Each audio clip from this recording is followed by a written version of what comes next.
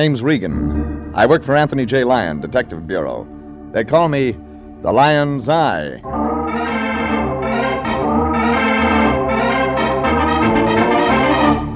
Sunday at 8:30, and CBS brings you Jeff Regan, Investigator, starring Frank Graham as Regan, with Frank Nelson as Anthony J. Lyon.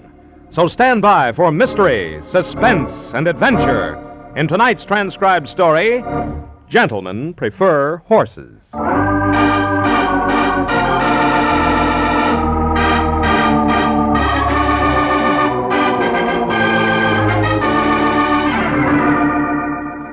Like they say in the racing form, it was a clear day, track fast, and a field of 7.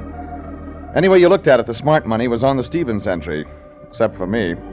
I had a hot tip from a guy named Crenshaw, a jockey who finished in a dead heat with a bullet. I walked into the Lion's office that Tuesday afternoon. His hands were folded across 200 pounds of chest, and he wasn't being too particular about the cigar ashes on his vest. It was an expensive cigar. Kind he lit up on his birthday, New Year's, and at funerals. Well, come in, Jeffrey, my boy. This is a fine day, a very fine day. Yeah, I can tell by the smell. $1 cigar? 50 center. They were out of my usual brand. Ah, price of rope's gone up. Who cares? Today we're living off the fat of the land. Today we're having champagne and caviar. Figuratively, of course. Yeah, sounds like fancy figures. Who furnished them? Who but our new client? Jeffrey, today you and I have the pleasure of serving a young man named Boots Crenshaw. How's that again? Boots Crenshaw. I just wanted to be sure. Oh, the name. It is a little odd. You see, Boots was quite a noted jockey several years ago. Retired, moved to Los Angeles. Now he needs our help. How much? $100 worth, coin of the realm. Oh, what a day. $100 will buy a lot of help. That's the beauty of it. He doesn't need a lot. It's so simple. We do practically nothing. Yeah, I'll bet. All you do is run down to his hotel and talk to him. The Francesca on East 8th Street. What he wants is so childishly simple, I won't even bore you with the details. Look, General, if it's that simple, maybe you better hire somebody on day rates to handle it. I don't know a thing about horses. Exactly. That's why you're ideal for the job. Because I don't know anything about horses? That's right. You see, Jeffrey, my boy, although Boots Crenshaw is an ex-jockey, he says there's only one thing in life he can't stand. Don't tell me. You guessed it, Jeffrey. Horses.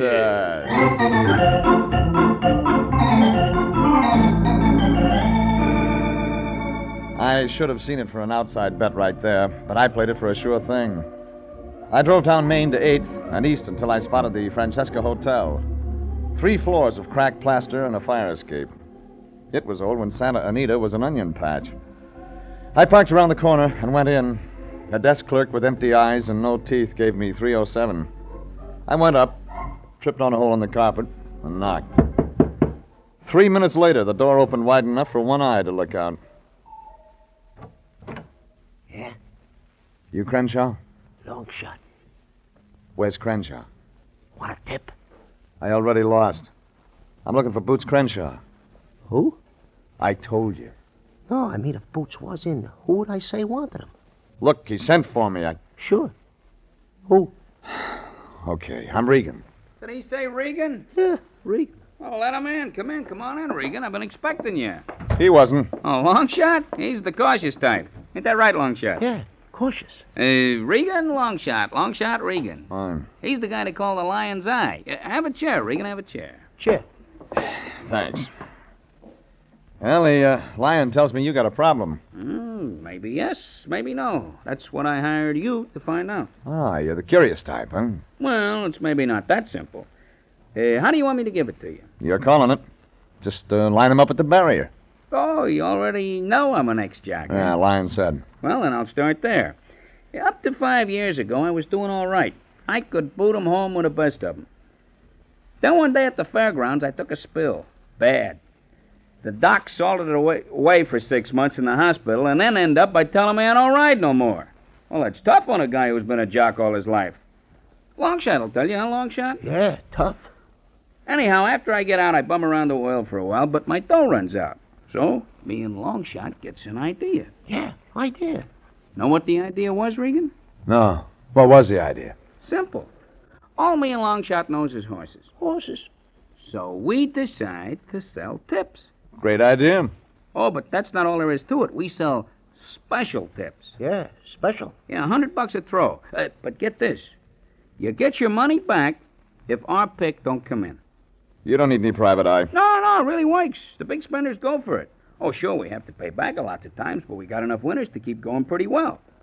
Up to a couple of weeks ago. When your horses stop coming in. Oh, no, the horses do fine, but there's one spender, my number one customer. We depend on him. And poof, all of a sudden he disappears. Yeah, poof. Now you're beginning to talk my language. Yeah. I don't mean you, Longshot. Oh, sorry.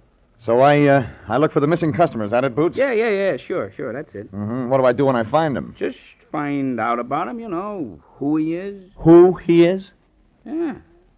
You don't know who he is? Oh, that's just it. He always sends a chauffeur in with it, though. A guy named Mike.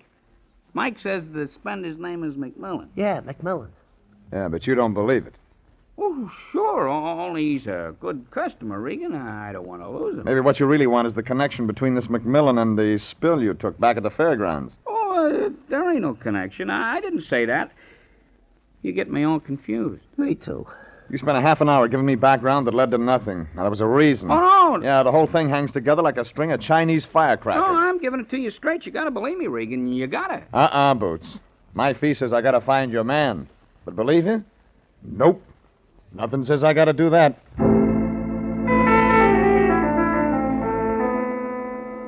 I got up and walked out, leaving Boots Crenshaw and his friend Longshot looking at each other like bewildered kids after an unloaded gun went off. Well, I had two things. A chauffeur named Mike and a spender who probably wasn't named McMillan. I headed down the stairs toward the postage stamp lobby. That's when something caught my eye. She was tall, slim, and blonde, but didn't come out of a bottle. She was looking at me, and for some reason, what she saw made her cry. Wait a minute. Wait. What do you want? Well, you were looking at me, remember? Well, that's not true. Well, then you need bifocals. I thought you were someone else. Ah, sure. Yeah. Well, your mistake. See you around. Oh, Mr. Regan. Wow. Now we're getting acquainted. I was outside the door. I heard your name. I'm his wife. Crenshaw's? Yes. What does Boots want with you, Mr. Regan? What did he tell you? Nothing. But he must have told you something. Well, only about McMillan. McMillan? You don't know McMillan? No. Oh, Mr. Regan, Boots is in some kind of trouble. I've been scared stiff. If you know what it is. I don't, but maybe you can help. Look, there's a bar across the street. I got a clean handkerchief. Let's talk.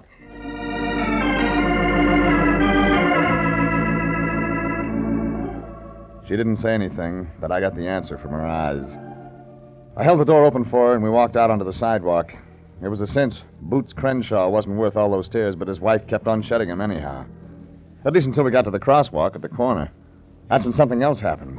A baby blue convertible came cruising by, looking for a place to park. Chauffeur driven. It paused, then disappeared around the corner. The girl flinched. I had to choose between Mrs. Crenshaw or the convertible. The way she stared told me to choose the car.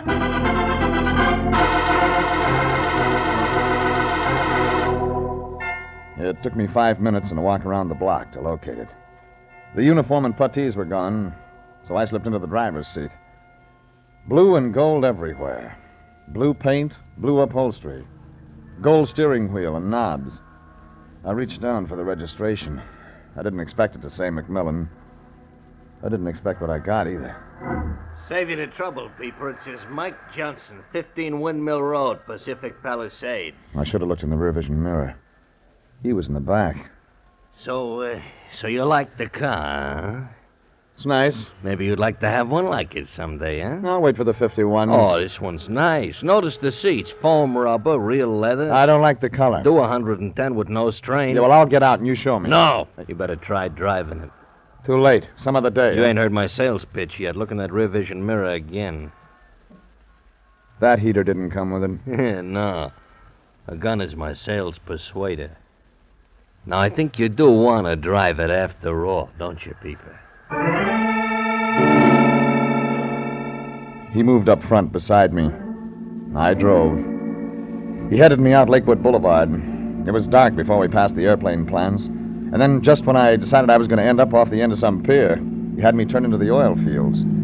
He picked a side road that was just 2 tracks in the goo. Then the ride was over, and we pulled up in front of a backdrop of pumping oil wells. Okay, Peeper, stop here and shut it off. Like I said, drive's nice, huh? Doesn't use this much oil.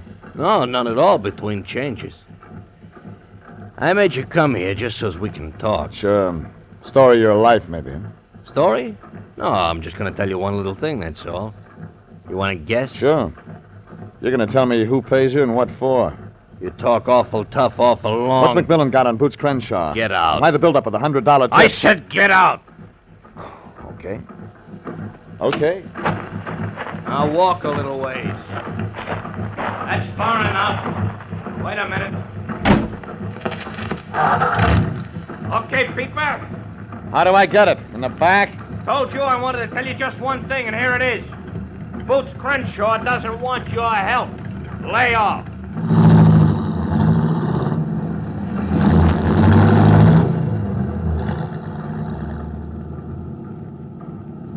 I waited for the shots. They didn't come. But by the time I turned around, the baby blue convertible had disappeared behind some pretty black oil wells.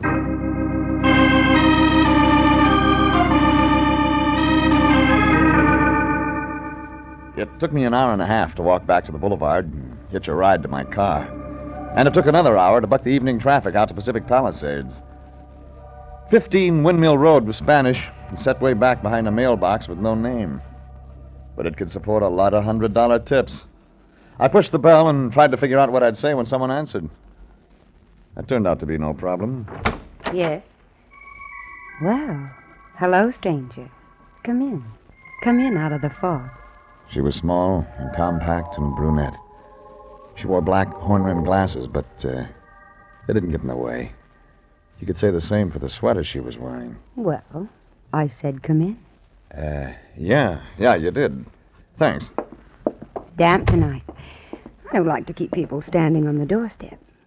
You're real thoughtful. There's a warm fireplace in here. You'd like the fireplace. Sure. We can talk better in there. You do want to talk about something, I suppose. Lead the way. There.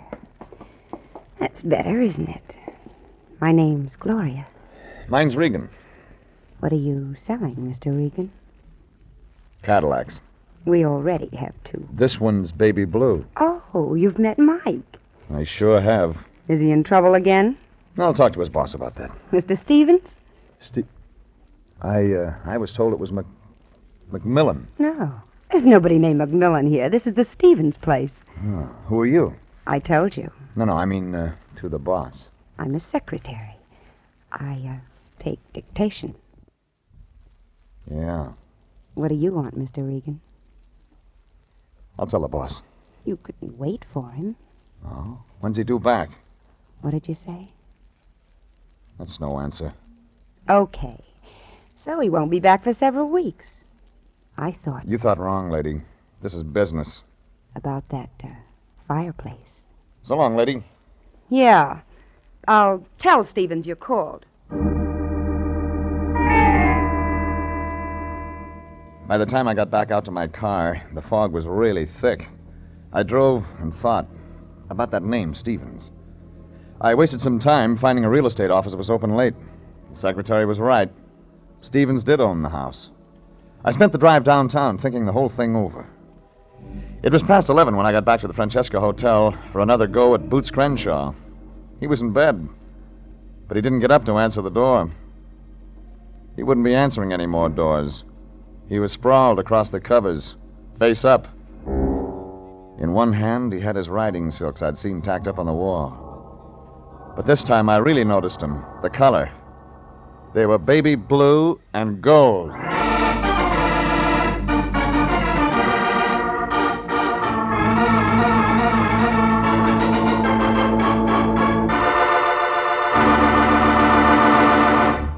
This is CBS, and you are listening to Gentlemen Prefer Horses. Tonight's adventure with Jeff Regan, Investigator.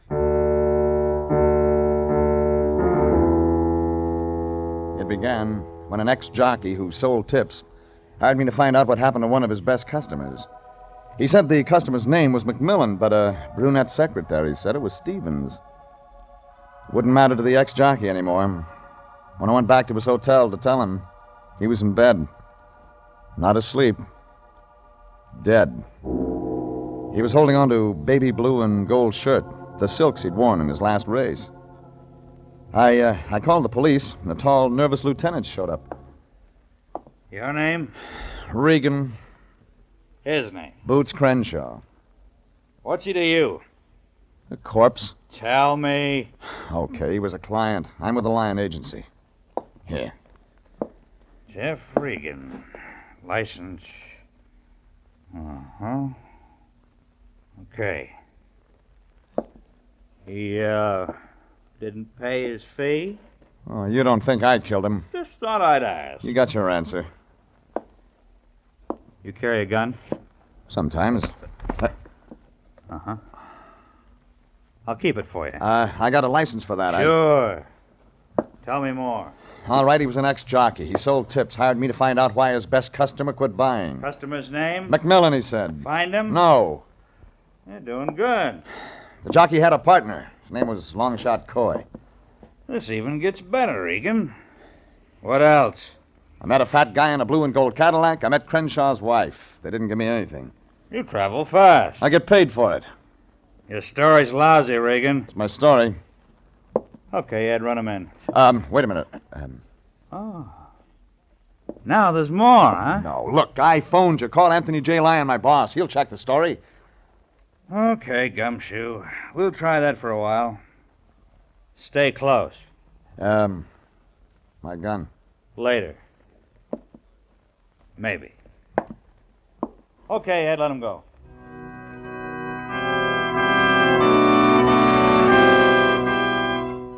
I headed outside for fresh air. But I didn't get far. A little guy buried in a big overcoat sidled up next to me. Hey, Regan, I gotta talk to you. It's urgent. It was Longshot Coy, somewhere underneath that upturned collar. He stuck with me. We turned down the block, away from the streetlights. Then he grabbed my arm. Listen, Regan, I didn't kill Boots. I came in and found him that way, so help me. It was just a couple of minutes ago, maybe 15 or 20. The cops are going to make me the favorite, Regan. I'm not even an entry. I'm listening. I heard the shot. I was coming up the stairs. I heard it. One shot, then I found him dead. Mm-hmm. See anything? Whoever did it got away. Well, why didn't you call the cops? Me there practically when a shot was fired. The room clerk would tell him I'd gone up. I'd be a cinch to take the rap. Well, the room clerk is going to tell him anyway. Yeah, I guess you're right. You didn't just stop me to feel sorry for yourself. Oh, no, I guess not. Regan, listen, there's something screwy. Something that don't add up right. The wife? Yeah. How do you know? What about her? She and Boots, they fought. When? Back in Chicago yesterday all the time. Why? The usual reason.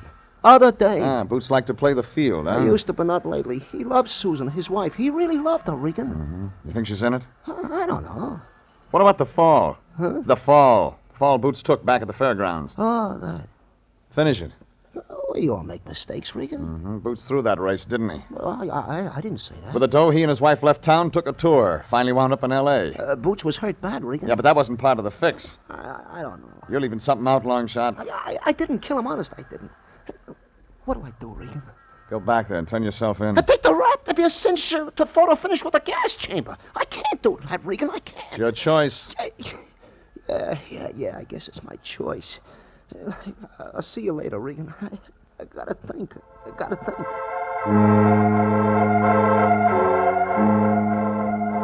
Longshot Coy wandered off in a daze, and I headed back to the bar across from the Francesca Hotel. The phone booth was empty. I called my boss, Anthony J. Lyon, asked him to phone Chicago and dig up everything he could on Boots Crenshaw and Longshot Coy. And while he was at it, I told him to check on a man named Stevens. Well, the Lion was going to be busy for a while, so I pulled up a bar stool. Then it hit me. I'd counted in everybody but the fat guy in the blue and gold convertible. I headed for my car in a hurry. Only I was too late. Get in, Regan. I've been waiting for you. He was sitting hunched behind the wheel, watching the fog. The gun in his hand was big and steady. You had to show up sooner or later. Just like Crenshaw. Get in. Regan, I warned you to keep out of this. I told you it was nothing but trouble. You see, I was right. Trouble for you! This time I brought my knuckles, Regan. No answer? Oh, ain't that a shame?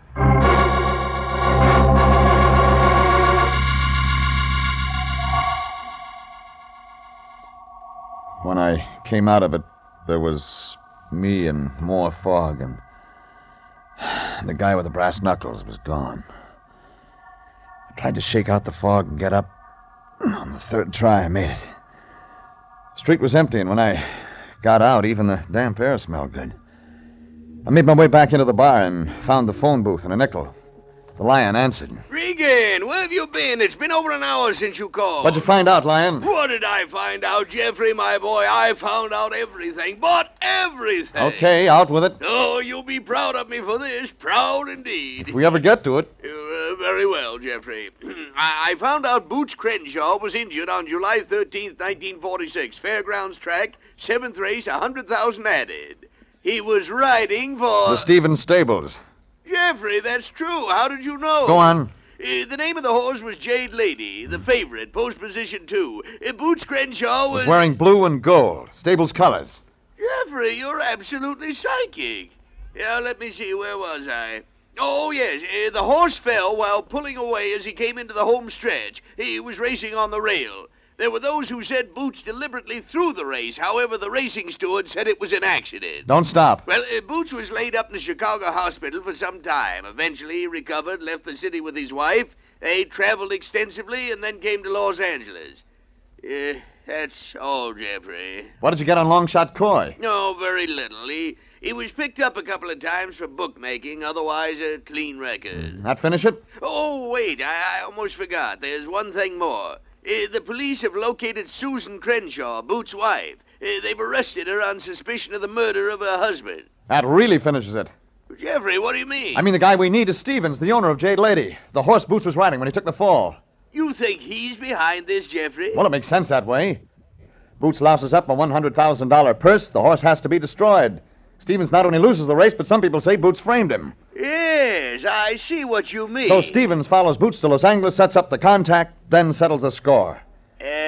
Jeffrey? Yeah? I've got news for you, Jeffrey. Okay, what news? You're sure about Mr. Stevens? Okay, so we're supposed to have left town. You know something different? No, Mr. Stevens did leave town, Jeffrey, quite some time ago. What are you getting at? In fact, it's safe to say he is not coming back. You see, my boy, your number one suspect, Mr. Stevens, is dead. Good night, Jeffrey.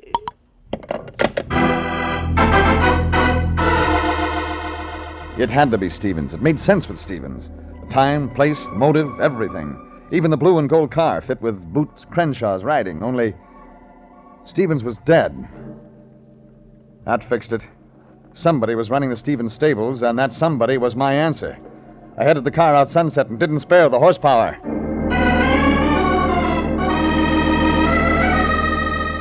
"25 minutes later, I pulled up in front of the place. The fog was thicker than the hair on a Russian wolfhound. I headed around toward the back of the house. I was almost on top of it when I saw it. The big baby blue convertible, white sidewalls and all, sitting in the driveway. From somewhere behind the car, somebody was coming to meet me. It didn't figure to be a welcoming committee, and the police still had my gun. Suddenly, that somebody was named Mike, and he was diving at me, only this time I was ahead, and I stayed that way. There was a gun in his hands. It was pointing in my direction. Only I caught the barrel and bent it back, brought it down in his ear. He lay there, peaceful, a halo of fog in his head. I didn't wait, because a light flicked on back of the house, and I headed for it in a hurry. I stood looking inside. The room was big and rich-looking, and inside it there were people, 2 of them. Through the window I could see a small guy in an overcoat and a girl with a gun. I didn't wait for an invitation. Drop the gun, lady. Not a chance, Regan. Shot went high. I drove across the room toward her. Long shot was right behind me. On the next one, he was where he shouldn't have been. The bullet grazed his head, and he went down unconscious. By the time she could turn the gun on me, I was there first. Regan, let go! Like you said, lady, not a chance. Regan, my wrist! Ah. Now it's the other way, Gloria. You haven't got anything on me. A book full. You can't prove... Did you kill Boots? Easy. Everything fits you that fits Stevens. What do you mean? My answer came out, Mr. Stevens. I was looking for a man. Now, that was my mistake. Change it around, call the man Mrs. Stevens, and you come up with the same total. Stevens is dead. Sure, but you're the wife. You've been running the stables. You're Mrs. H.V. Stevens. Okay. So what if I am? The blue and gold convertible told me you were mixed up in this. Crenshaw's shirt was blue and gold. It spelled Fairgrounds, 7th race, a horse named Jade Lady. He threw the race. Yeah, sure. But that wasn't why you tailed him. Yeah? Yeah, he ran out on you, lady. If you wanted to sew him up, you could have done it after the race. But you weren't interested in a dead horse. You were interested in a live jockey. It was his wife. She took him away. She had a lot of nerve. He left Chicago with her. He left me with our hospital bills. Like a woman scorned. So you caught up with him, tried to force him back. But when he stuck with a wife, you killed him. Longshot Coy was going to be next. You brought him out here to the house. Yeah. Boots and I are two of a kind, Regan. Dirty little rat that could get me off. Never mind. Go on. Phone the police. You know what? I will. You know, it looks like you're entered in a race for the gas chamber, sweetheart. And the way I figure it, you'll finish 5 lengths ahead.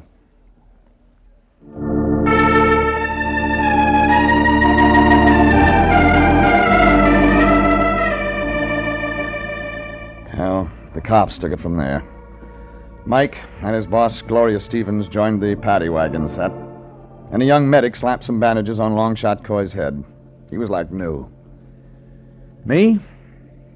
I watched the fog settle over the blue and gold convertible and drove home.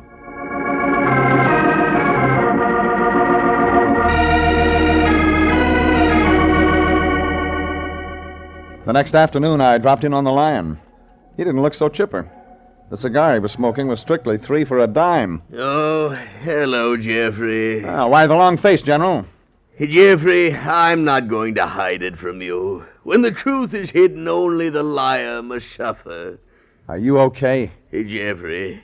Jeffrey, my boy, I lied to you. I did not receive a $100 retainer from Boots Crenshaw. What? You see, Jeffrey, he had such an honest face, such an innocent look. The dirty crook. You didn't. Yes, Jeffrey, I did. Instead of taking the money, I let him talk me into taking a tip. Extra special tips, I believe he called it. So you didn't collect a nickel? No, I took the tip. After all, he guaranteed to pay me if I lost. How was I to know he was a cheat, a cad, a blackguard? Besides, it was sort of a hunch. A hunch? The horse, Autumn Frolic, reminded me of my youth. How much did you bet? $10 on the nose. Oh, why Save did it, I... Lyon. Did you see the afternoon paper? No, why? First race, Del Mar. Winner, Autumn Frolic. Paid $21 for a $2 ticket. What did you say, Jeffrey? You won. Jeffrey, we're rich. We're millionaires. We're in paradise. Thanks to Boots Crenshaw.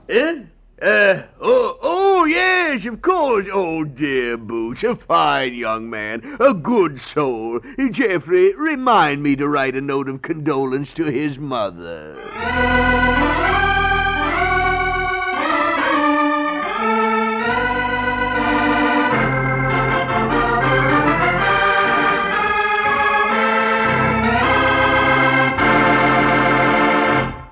Jeff Regan, Investigator, was written tonight by William Froug, directed by Sterling Tracy, and stars Frank Graham as Regan with Frank Nelson as Anthony J. Lyon. Original music is by Dick Arant. Jeff Regan, Investigator, is heard transcribed each week at the same time over CBS. Joe Walter speaking. This is CBS, the Columbia Broadcasting System.